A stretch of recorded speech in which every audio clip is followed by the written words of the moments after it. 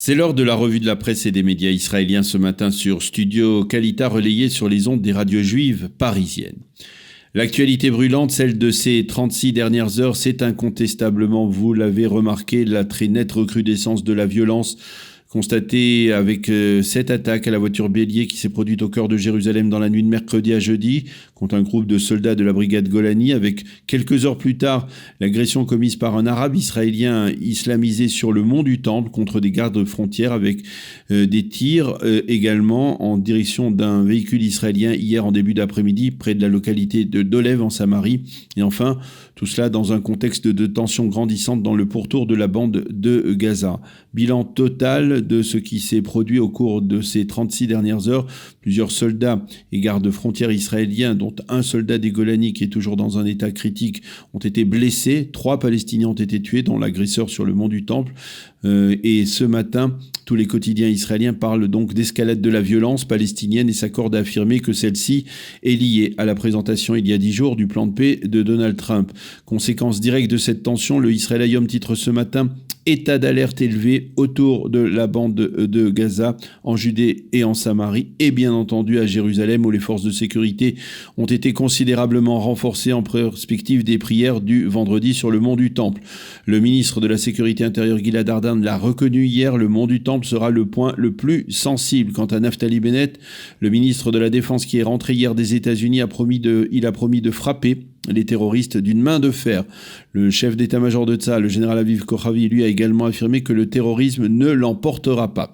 Ce qui conduit le Israël Hayom à titrer ce matin, en citant ses responsables de la sécurité, que les terroristes ne se frottent pas à nous. Terrorisme non-stop, titre pour sa part en manchette le Yediot Aharonot sur une première page quasiment consacrée à cette vague de terreur. Quant au Maariv, il titre « La terreur et l'état d'alerte ». L'ensemble des quotidiens mentionne également en évidence l'attaque de missiles qui a frappé dans la nuit de mercredi à jeudi les abords de Damas et plus particulièrement des positions syriennes et pro-iraniennes. Des quotidiens qui nous donnent le très lourd bilan de ces attaques imputées à Israël. 23 soldats syriens et pro-iraniens auraient été tués.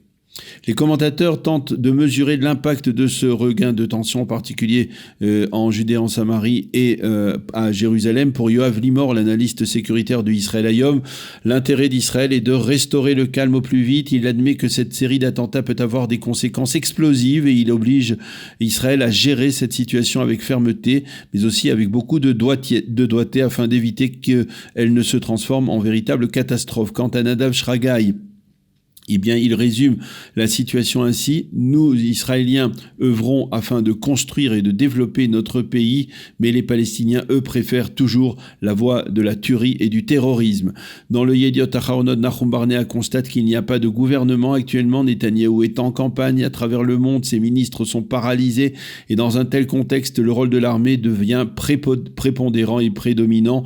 Alex Fishman, le spécialiste militaire du Yediot, affirme que l'intention de l'autorité palestinienne et d'encourager une instabilité sur le terrain, au moins jusqu'au lendemain des élections. Mais il lui sera difficile de tout contrôler et l'effet de boule de neige que l'on a déjà constaté dans le passé risque de tout dévaster sur la voie d'une nouvelle intifada. Quant à Shimrit Meir, spécialiste du monde arabe du Yediot, elle va dans le sens de Fishman et affirme que si cette vague de violence n'est pas immédiatement freinée, on pourra appeler ce nouveau round d'affrontement l'intifada du siècle, puisqu'elle découle directement de la présentation du deal du siècle de Donald Trump.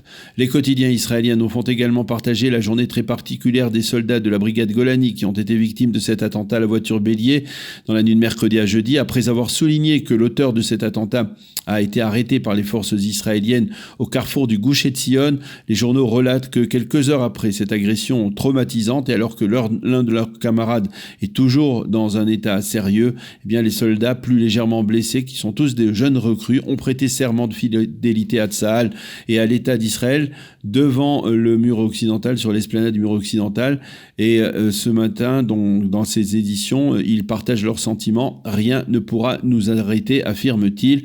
Et le Yediot Aharonot nous montre 2 de ces soldats qui ont prêté serment debout, fièrement, aidés par des béquilles pour leur permettre de retenir debout après avoir été blessés donc lors de cet attentat à la voiture bélier. Et en marge, les quotidiens et les médias reviennent sur cette étonnante annonce d'une rencontre la semaine prochaine à l'étranger entre Mahmoud Abbas et l'ancien Premier ministre Ehud Olmert, qui a exprimé son opposition au plan de paix américain.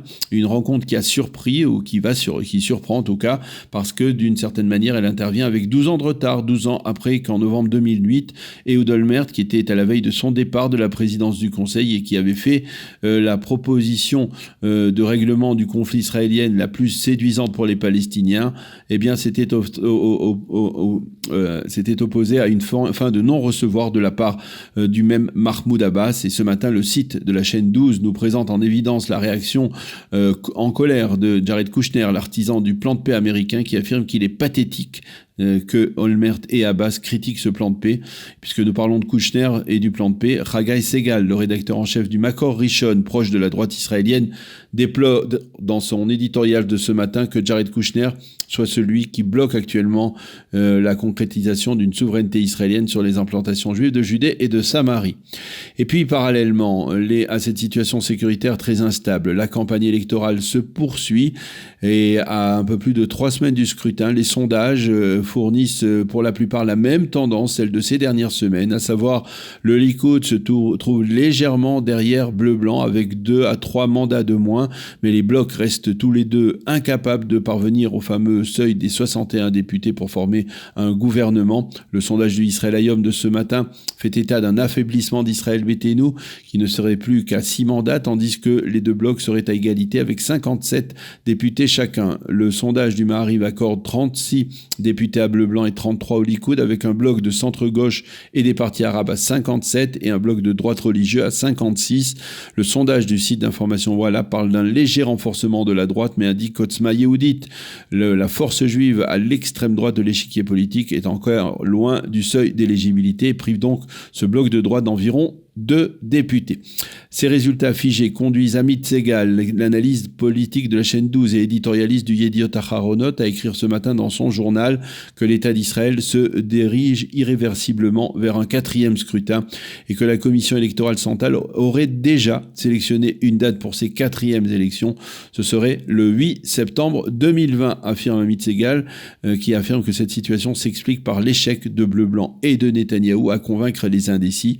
Quant à la vie Benayahu dans le Maariv, il parle ce matin de cette campagne électorale comme d'un bâillement national, d'un soupir national, et il souligne que cette impasse politique a des répercussions sociales de plus en plus problématiques pour l'État d'Israël. Enfin, pour ne mentionner que les titres les plus importants et les plus marquants, les quotidiens israéliens reviennent dans leur édition du vendredi sur la disparition de ce géant d'Hollywood qui était Kirk Douglas, qui s'est éteint, vous le savez, dans la nuit de mercredi à jeudi à l'âge de 103 ans après une carrière cinématographique impressionnante. Dans les portraits qu'il brosse de lui, tous les quotidiens mentionnent la fierté d'être juif de Kirk Douglas et son amour pour l'État d'Israël. C'est la fin de cette revue de la presse et des médias israéliens ce matin sur Studio Kalita.